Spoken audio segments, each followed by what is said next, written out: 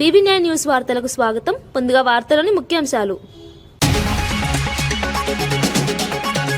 హైదరాబాద్ అభివృద్ధిపై సీఎం రేవంత్ సమీక్ష. Skywalk multi level parking పై అధ్యయనం ఆదేశం. శానిటేషన్ నిర్లక్ష్యంపై సస్పెన్షన్ హెచ్చరిక.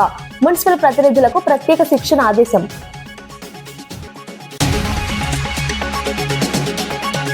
అసెంబ్లీ విధానాలపై విద్యార్థులకు స్పీకర్ వివరణ. ఓటింగ్ బడ్జెట్ ప్రక్రియపై అవగాహన కార్యక్రమం. ఒక్కరోజే 300 మంది విద్యార్థుల సభ సందర్శన. ప్రజాస్వామ్య చైతన్యం పెంపొందించడమే లక్ష్యమని స్పష్టం. జగన్ అభివృద్ధికి వ్యతిరేకి అన్న మంత్రి పార్థసారథి. బిల్ గేట్స్ పర్యటనపై విమర్శలపై మండిపాటు. పెట్టుబడులకు అడ్డంకులు సృష్టిస్తున్నారన్న ఆరోపణ. అమరావతి అభివృద్ధిపై ప్రజల్లో విశ్వాసమన్న వ్యాఖ్య.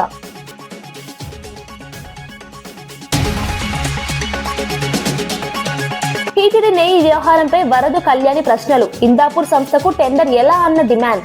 హెరిటేజ్ సంబంధాలపై స్పష్టత కోరిన ఎమ్మెల్సీ. భక్తుల విశ్వాసంలో పారదర్శకత అవసరమన్న హెచ్చరిక.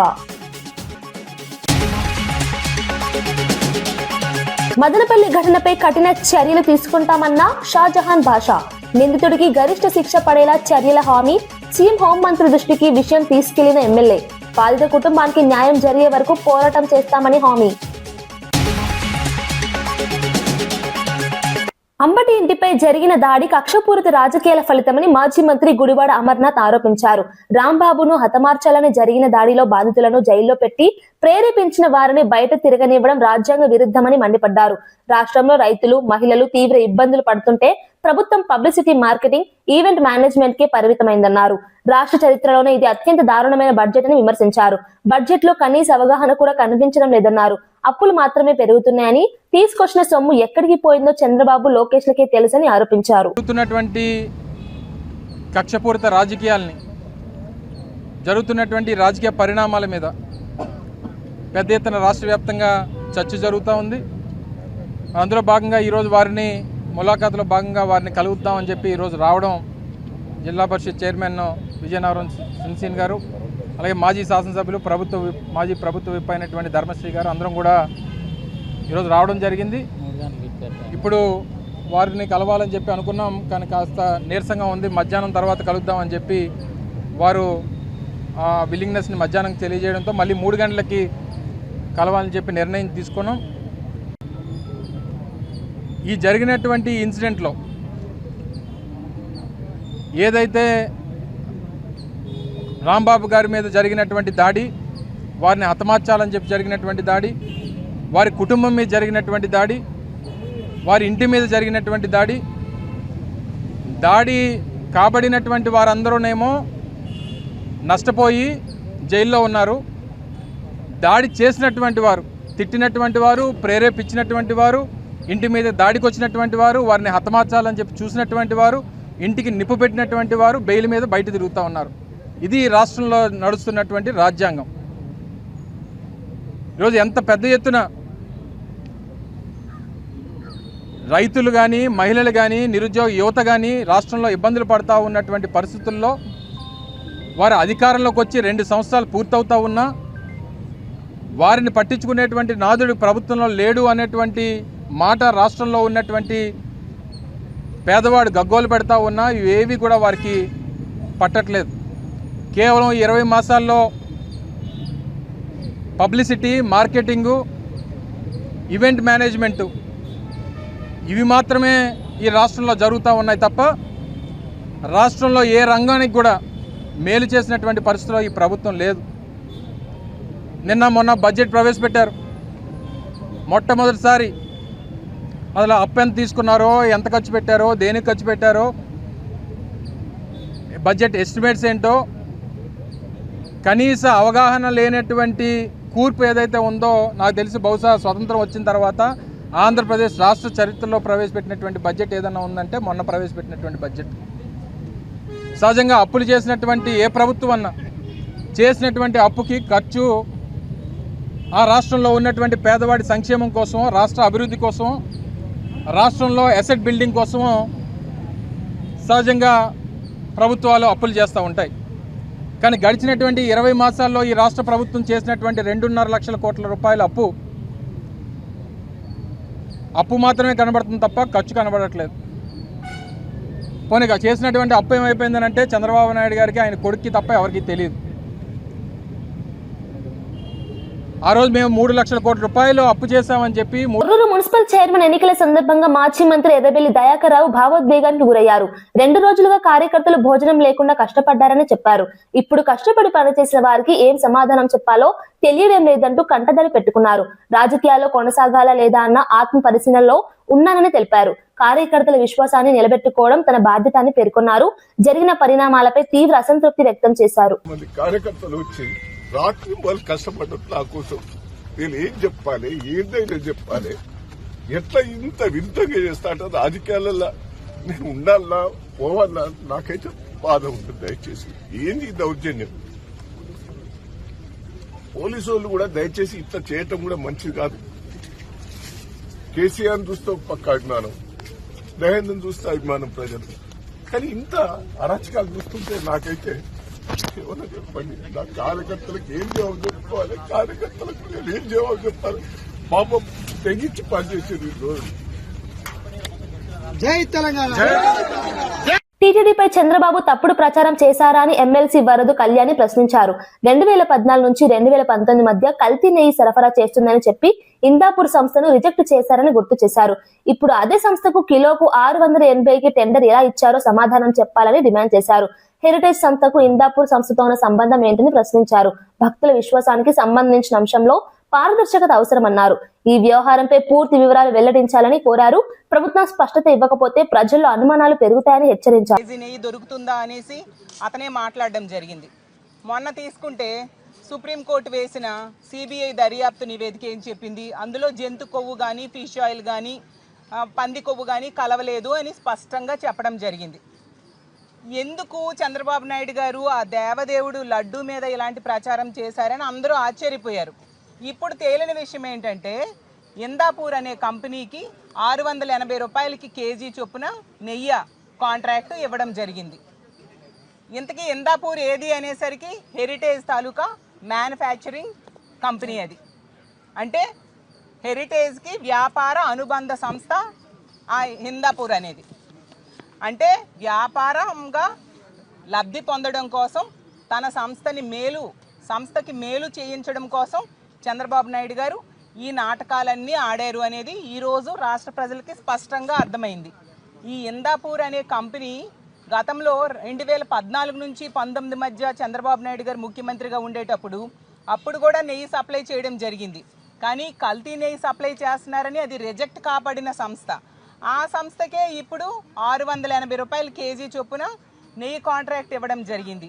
అంటే ఇందులో ఏమి జరిగింది లోపాయికారిగా అనేది స్పష్టంగా రాష్ట్ర ప్రజలకు అర్థమైంది. అందుకనే ఈరోజు మా వైఎస్ఆర్ కాంగ్రెస్ పార్టీ ఎమ్మెల్సీలందరూ కూడా కౌన్సిల్లో మేము వాయిదా తీర్మానం అడగడం జరిగింది. హెరిటేజ్కి ఇందాపూర్ సంస్థకి ఉన్న సంబంధం ఏంటి, వ్యాపార సంబంధం ఏంటి, దాని మీద చర్చ పెట్టండి అని ముందు నుంచి కూడా మేము ఉదయం నుంచి కూడా అడుగుతూ ఉన్నాము. ప్రభుత్వం ఎందుకు చర్చ పెట్టడానికి భయపడుతుంది అంటే వాళ్ళు వ్యాపార సచివాలయంలో పురపాలక పట్టణాభివృద్ధి శాఖలపై సీఎం రేవంత్ రెడ్డి సమీక్ష నిర్వహించారు. హైదరాబాద్ లో స్కైవాక్ బ్రిడ్జిలు, మల్టీలెవెల్ పార్కింగ్, స్మార్ట్ పోల్స్ ఏర్పాటు అంశాలపై అధ్యయనం చేయాలని అధికారులను ఆదేశించారు. శానిటేషన్ విషయంలో నిర్లక్ష్యం వహిస్తే అక్కడికక్కడే సస్పెండ్ చేస్తానని హెచ్చరించారు. అడ్వర్టైజింగ్ బోర్డుల ఆదాయంపై నిఘా ఉంచాలని సూచించారు. కొత్తగా ఎన్నికైన మున్సిపల్ ప్రతినిధులకు ప్రత్యేక శిక్షణ ఇవ్వాలని ఆదేశించారు. నగర అభివృద్ధి పనులను వేగవంతం చేసి ప్రజలకు మెరుగైన సౌకర్యాలు కల్పించాలని చెప్పారు.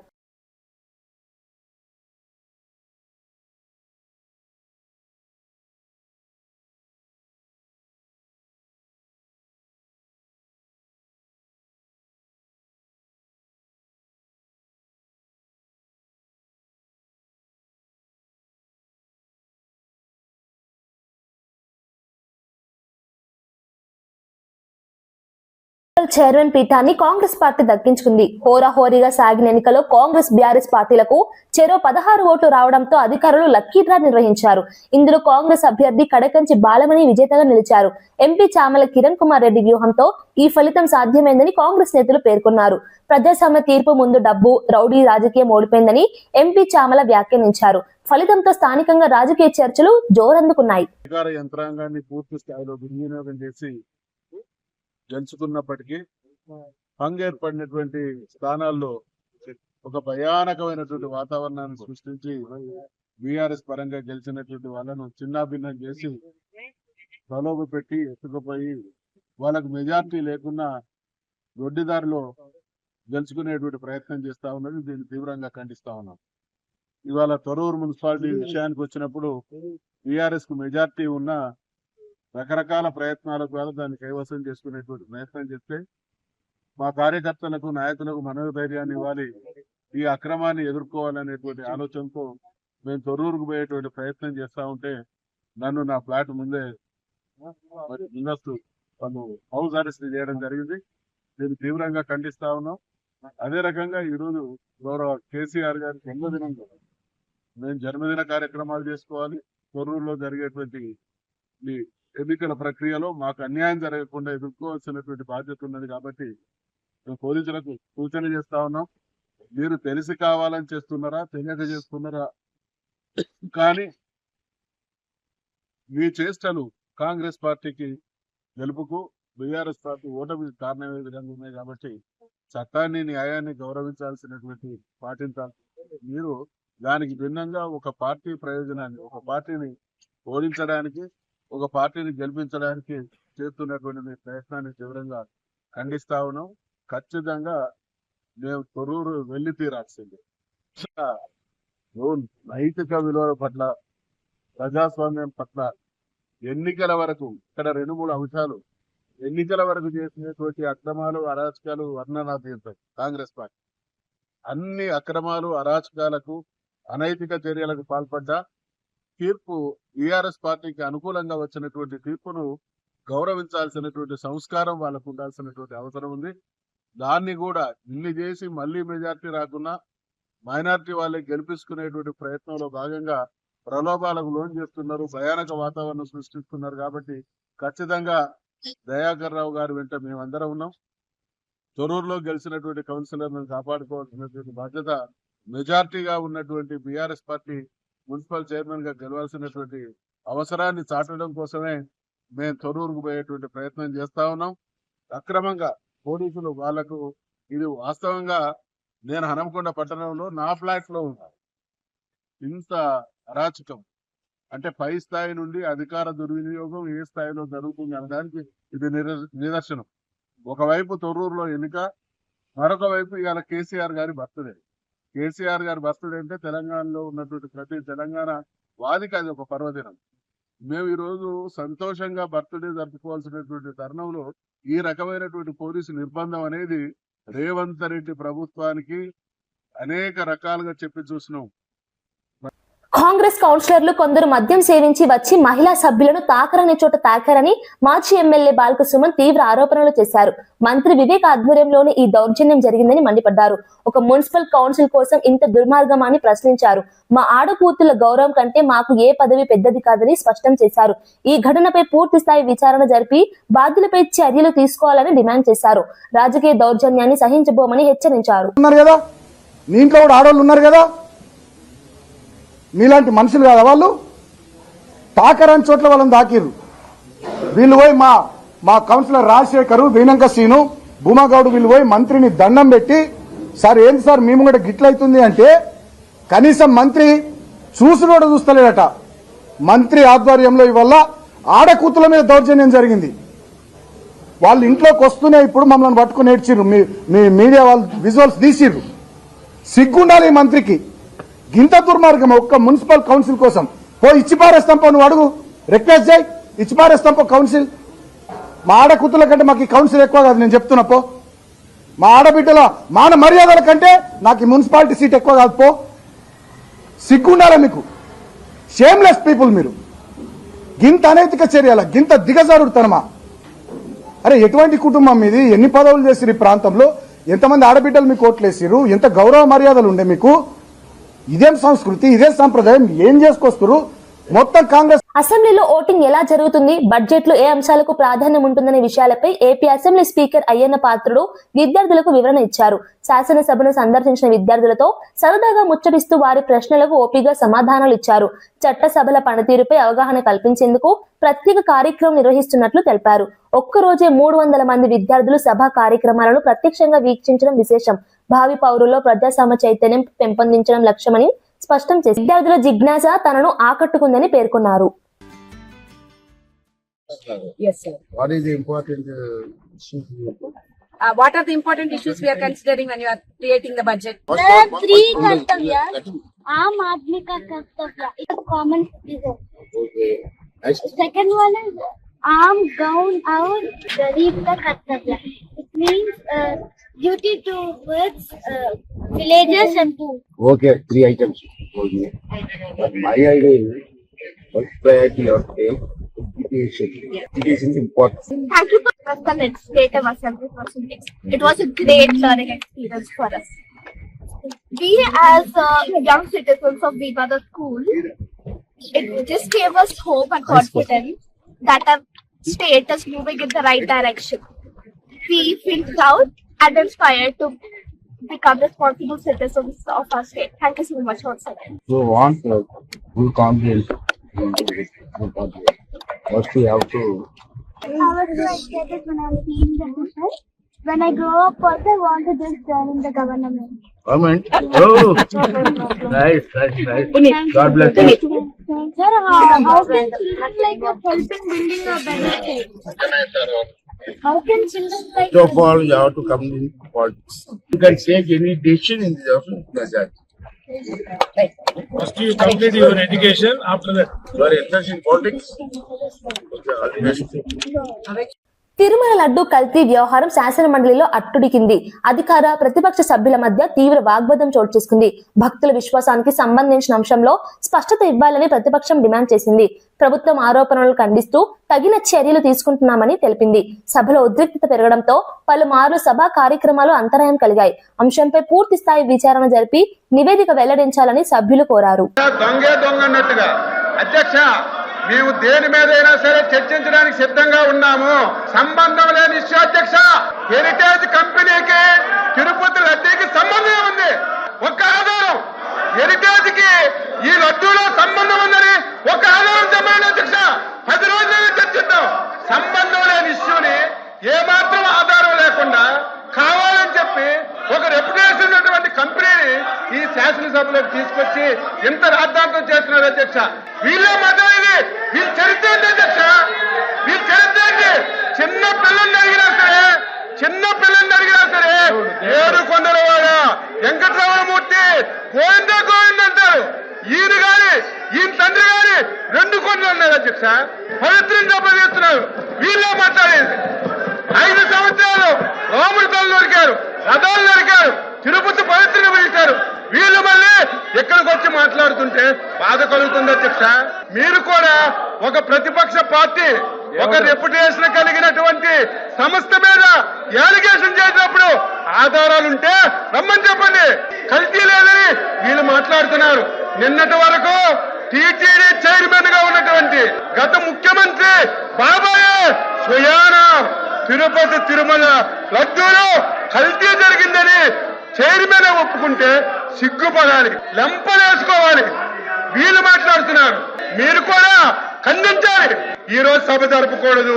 రేపు తెల్లవారి దొంగ పేపర్లో, సాక్షి పేపర్లో హెరిటేజ్ ఇష్యూ మీద శాసన మండలి స్తంభించిపోయిందని రాసుకోవడానికి డ్రామాలు ఆడుతున్నారు తప్ప ఇందులో వాస్తవం ఏముందో చెప్పమని చెప్పి నేను తెలియజేస్తున్నాను. మీరు కూడా మా లైన్ లోకి రావాలి, వాస్తవాలు అడగాలి, ఆధారాలు ఉంటే చూపించబడాలి. ఆ రకంగా మీరు పోడియం దగ్గర తీసుకొచ్చి ఈ విధంగా సభ నడపడం మంచి విధానం కాదు. మీరు సీరియస్ గా యాక్షన్ తీసుకోమని నేను కోరుతున్నాను అధ్యక్ష. ఎటువంటి ఆధారాలు లేకుండా ఇటువంటి నిందారోపణలు చేయడం మరేంది కాదు అధ్యక్ష. అదిగో పులి అంటే ఇదిగో తోకన్న చందంగా వాళ్లే రాసుకోవడం, వీడికి వచ్చేటువంటి మాట్లాడడం, పైగా కల్తీ గురించి మాట్లాడే హక్కు వీళ్ళకి ఎక్కడిది అధ్యక్ష? మద్యం కల్తీ, నూనె కల్తీ, నెయ్యి కల్తీ, సిమెంట్ కల్తీ, బంధాలు కలిపి, మానవ సంబంధాలు కలిపి వీళ్ళని కల్తీల గురించి మాట్లాడే హక్కు వీళ్ళకి అధ్యక్ష. ఏదైతే దేవుడి పేరు చెప్పి దేవదేవుని వీధిలో తీసుకొచ్చి చంద్రబాబు నాయుడు అనే వ్యక్తి ఎవరైతే ఈ రాష్ట్ర ముఖ్యమంత్రి వీధిలో తీసుకొచ్చి కల్తీ చేసి దారిద్ర్యం కోసం ఆయన అవినీతి కోసం ఏదైతే హిందూపుర సంస్థను తీసుకొచ్చి ఇక్కడ హిందూ సాంప్రదాయం గురించి మాట్లాడే నైతిక హక్కు వాళ్ళకి లేదు. తిరుమల తిరుపతి లడ్డూలో కల్తీ జరిగిందని నిన్నటి వరకు టీటీడీ చైర్మన్ గా ఉన్నటువంటి సుబ్బారెడ్డి గారే ఒప్పుకున్నారు. సిట్టు కూడా నడుస్తుంది. మొత్తం వ్యవహారం అంతా కూడా చర్చించడానికి సిద్ధంగా ఉన్నాము. కానీ ఏ మాత్రం సంబంధం లేనటువంటి హెరిటేజ్ ని మీరు ఈ లడ్డూని కనెక్షన్ చేయాలని మీరు పడుతున్నటువంటి తాపత్రం చూస్తుంటే మాకు నవ్వుతుంది అధ్యక్ష. దయచేసి పక్కదారి పట్టించాలని మొత్తం ఇందులో కూలిపోయారు. యావత్ హిందూ సమాజం దేశం చీకొడుతుంది. దీన్ని డైవర్ట్ చేయడానికి సంబంధం లేనటువంటి ఈ రోజు హెరిటేజ్ తీసుకొచ్చారు అధ్యక్ష. అసలు హెరిటేజ్ సంస్థ అనేది 1000 అమ్మే సందర్భాలు లేవు అధ్యక్ష. టీటీడీ కానీ ఇతర సంస్థలకు కానీ 1000 అమ్మే సందర్భాలు లేవు. సంబంధం లేని ఇష్యూని తీసుకొచ్చి మీరు ఈ రకంగా బ్లేమ్ చేయడం చాలా దుర్మార్గం. ఇది దుర్మార్గం. వీళ్ళు తిరుమల తిరుపతి లడ్డీని కల్తీ చేశారు. ప్రతి ఒక్కరు నమ్ముతున్నారు. ప్రజలు తీకొడుతున్నారు. కొట్టే పరిస్థితి వచ్చిందని దాన్ని డైవర్ట్ చేయడానికి ఈ రోజు ఈ విషయం తేవడం చాలా బాధ అధ్యక్ష. ఇవాళ మేము చర్చలు తయారుగా ఉన్నాము. రమ్మని అధ్యక్ష ఎవరు చేస్తారు? హిందూ రోజు పెట్టి రోజులు తినడానికి 100 రూపాయలు ఇచ్చి దేవదేవుడు తినడానికి ఏదైనా మనసు వస్తుంది అధ్యక్ష. చెప్తారా? Also is examined to meet again at 10 AM on Wednesday, the 18th day of February 2026. మదనపల్లిలో చిన్నారి హర్షితపై జరిగిన ఘటనపై ఎమ్మెల్యే షాజహాన్ బాషా స్పందించారు. ఘటన తెలిసిన వెంటనే బాధిత తల్లిదండ్రులతో ఫోన్లో మాట్లాడి పరామర్శించానని తెలిపారు. అసెంబ్లీ సమావేశాల నిమిత్తం అమరావతిలో ఉన్నప్పటికీ ఈ విషయాన్ని సీఎం హోంమంత్రి దృష్టికి తీసుకెళ్లానన్నారు. నిందితుడు కులవర్ధన్ ను ఎట్టి పరిస్థితుల్లోనూ వదిలిపెట్టబోమని స్పష్టం చేశారు. ఉరిశిక్ష లేదా గరిష్ట జైలు శిక్ష పడేలా కఠిన చర్యలు తీసుకుంటామని హామీ ఇచ్చారు. బాధిత కుటుంబానికి న్యాయం జరిగే వరకు వెనుకడుగు వేయబోమన్నారు. నాకు తెలిసిన వెంటనే ముఖ్యమంత్రి గారి దృష్టికి హోంమంత్రి గారి దృష్టికి తీసుకొచ్చాం. ఎట్టి పరిస్థితుల్లో కులవర్ధన్ అనే ఏదో అరాచకుడు ఉన్నాడు, ఏది చేశాడు వాడికి వదిలేదే లేదు. ఎట్టి పరిస్థితుల్లో వాడికి ఉరిశిక్ష కానీ లేదా 14 సంవత్సరాల జీవిత ఖైదు కానీ వేపించి ఆ బిడ్డకు న్యాయం చేస్తామని చెప్పి తెలియజేస్తాం. ఈరోజు నేను అక్కడ ఉండింటే తప్పకుండా ఈరోజే వాడికి చేసే పని చేసేవాళ్ళు. తప్పకుండా తల్లిదండ్రులు మీరు ఆ కుటుంబ సభ్యులు మీరు ఎవరు కూడా ఏమాత్రం అభద్రతగా మీరు బాధపడే అవసరం లేదు. నేను మీతో ఉన్నాను. ఆ సమస్య నా సమస్యగా తీసుకొని తప్పకుండా దాని పరిష్కారం చేస్తాము. దీనికి రాజకీయానికి చోటు లేదు. రాజకీయం లేకుండా ఒక మానవతా దృక్పథంతో తప్పకుండా నేను బిడ్డ వాళ్ళ తల్లిదండ్రులకు న్యాయం చేస్తానని చెప్పి మదనపల్లిలో అదృశ్యమైన 7 ఏళ్ల బాలిక రిషిక ప్రియ హత్యకు గురైన ఘటన కలకలం రేపింది. నీరుగట్టు వారిపల్లికి చెందిన చేనేత కార్మికుడు గోపీనాథ్ కుమార్తె సోమవారం సాయంత్రం కనిపించకుండా పోయింది. సీసీ కెమెరాల ఆధారంగా ఓ వ్యక్తి బాలికను హత్య చేసి డ్రమ్ములో దాచినట్లు పోలీసులు గుర్తించారు. నిందితుడిని అదుపులోకి తీసుకుని విచారణ కొనసాగిస్తున్నారు. ఈ ఘటన రాష్ట్ర వ్యాప్తంగా ఆందోళన కలిగించింది. చిన్నారుల భద్రతపై తీవ్ర ప్రశ్నలు లేవలెత్తుతున్నాయి. బాధ్యులపై కఠిన చర్యలు తీసుకోవాలని ప్రజలు డిమాండ్ చేస్తున్నారు.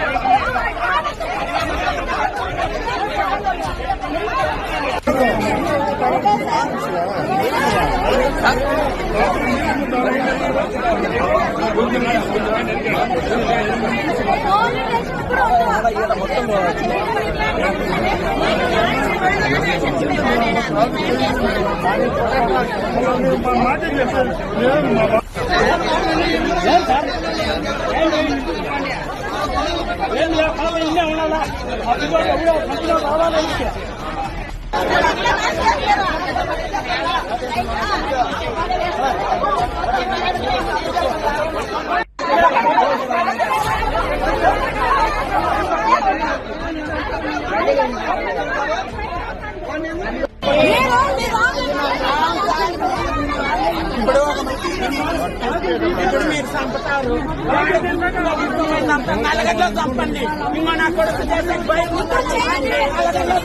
విజయవాడలో యూటీఎఫ్ ఆధ్వర్యంలో భారీ నిరసన జరిగింది. రాష్ట్ర వ్యాప్తంగా తరలి వచ్చిన ఉపాధ్యాయులు 12వ పీఆర్సీ కమిషన్ చైర్మన్ వెంటనే నియమించాలని డిమాండ్ చేశారు. 29% ఐఆర్ ప్రకటించి పెండింగ్ డిఏలను విడుదల చేయాలని కోరారు. ఉద్యోగులు పెన్షనర్ల బకాయిల చెల్లింపులకు స్పష్టమైన రూట్ మ్యాప్ ఇవ్వాలని డిమాండ్ చేశారు. హెల్త్ కార్డు, మెడికల్ బిల్లుల సమస్యలు పరిష్కరించాలని కోరారు. సిపిఎస్ రద్దు చేసి పాత పెన్షన్ అమలు చేయాలని డిమాండ్ చేశారు. ప్రభుత్వంపై ఒత్తిడి పెంచేందుకు ఆందోళనలు కొనసాగిస్తామని హెచ్చరించారు. అందరూ మన అట్ట పోతుంటే లాండ్ ఆర్ సార్ అంటారు. లాండ్ అని ఏదో మొత్తం జగన్మోహన్ రెడ్డి ఇక్కడ వరకు రానివాడు, చంద్రబాబు ఇక్కడ వరకు రానిచ్చాడు. ఓకే, ఆ మేరకు మీ ప్రజాస్వామిక స్ఫూర్తిని మేము అభినందిస్తాం. అర్థమైందా? మాకేమి మీ దాకా రావాలంటే రాగలం, కానీ అంత ఏదో మేము అంత ఇదిగా ఉండాలని చెప్పి అనుకోవట్లే. అర్థమైందా? అందువల్ల వాళ్ళకి రావడం. మన దగ్గర ఏమున్నారా? అరే సతీష్, మన దగ్గర ఏమన్నారా? ఈ జెండా, ఆ జెండా కర్ర, అన్నారా? ఈ జెండా, ఆ జెండా కర్ర, ఈ 1000 మంది 1,00,000 మంది ఉపాధ్యాయులు, ఇదే మన బలం. అంతే సాగర్. ఓకే, అందుకనే పొరుదప్ప వేరే మార్గమేది లేదురా, పోరాటమే నీ ఆయుధమయ్యి సాగరా. పొరుదప్ప వేరే మార్గమేది లేదురా, పోరాటమే నీ ఆయుధమయ్యి సాగరా. పొందేదేమైనా పోరాటంతోనేరా, పోయిందేమైనా మళ్ళీ తిరిగొచ్చునురా. పొందేదేమైనా పోరాటంతోనేరా, పోయిందేమైనా మళ్ళీ తిరిగొచ్చునురా. అరుగు వెలుగు చేయకుండా, అనునిత్యం చదవకుండా, అలుగు లేకుండా, ఆశయాన్ని వదలకుండా, సాహసమే ఊపిరిగా సాగి పొమ్మురా, సాధించనిదే ముందని చాటి చెప్పరా. సాహసమే ఊపిరిగా సాగి పొమ్మురా, సాధించనిదే ముందని చాటి చెప్పరా. ఓర్చిల్లారి ఆంధ్రప్రదేశ్ ఐక్యోపాధ్యాయ ఫెడరేషన్. సరే, మాట్లాడితే ఇంకా చాలా విషయాలు మాట్లాడారు, చాలా మంది వక్తలు ఉన్నారు.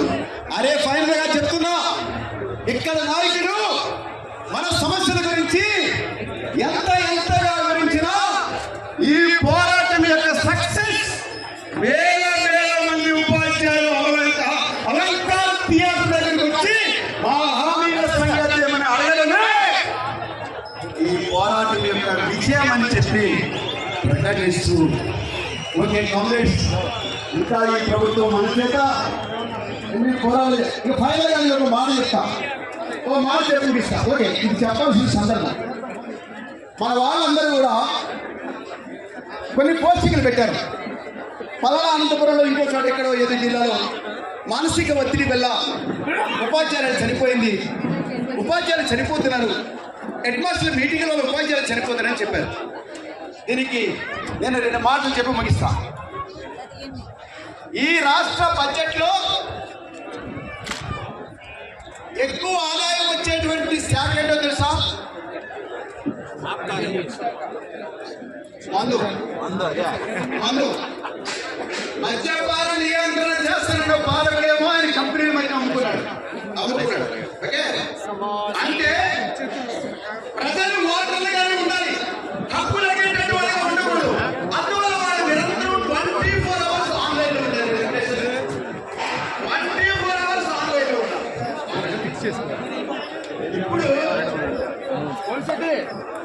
ఇప్పుడు మన పిల్లలు సాఫ్ట్వేర్ తరగతి ఉన్నారు. వాళ్ళందరికీ ఒక పేరు ఉంది, మిలీనియం తరం అంటే ప్రవీణ్ కుమార్, ప్రవీణ్ ప్రకాష్, ఇప్పుడేమో విజయరామరాజు, వీళ్ళందరి గురించి చెప్తున్నారు. వీళ్ళు కూడా అంటున్నారు ఏమంటే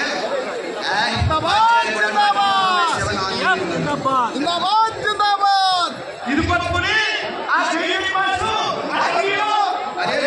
ముగించే ముందు ముఖ్యాంశాలు మరోసారి. హైదరాబాద్ అభివృద్ధిపై సీఎం రేవంత్ సమీక్ష. స్కైవాక్ మల్టీ లెవెల్ పార్కింగ్ పై అధ్యయనం ఆదేశం.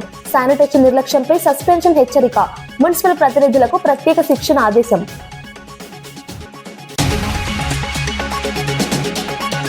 అసెంబ్లీ విధానాలపై విద్యార్థులకు స్పీకర్ వివరణ. ఓటింగ్, బడ్జెట్ ప్రక్రియపై అవగాహన కార్యక్రమం.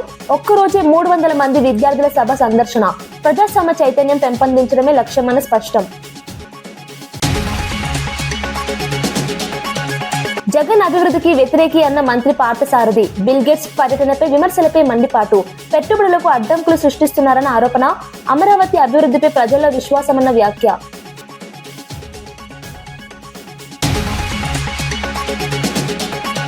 టీటీడీ నెయ్యి వ్యవహారంపై వరద కళ్యాణి ప్రశ్నలు. ఇందాపూర్ సంస్థకు టెండర్ ఎలా అన్న డిమాండ్. హెరిటేజ్ సంబంధాలపై స్పష్టత కోరిన ఎమ్మెల్సీ. భక్తుల విశ్వాసంలో పారదర్శకత అవసరమన్న హెచ్చరిక.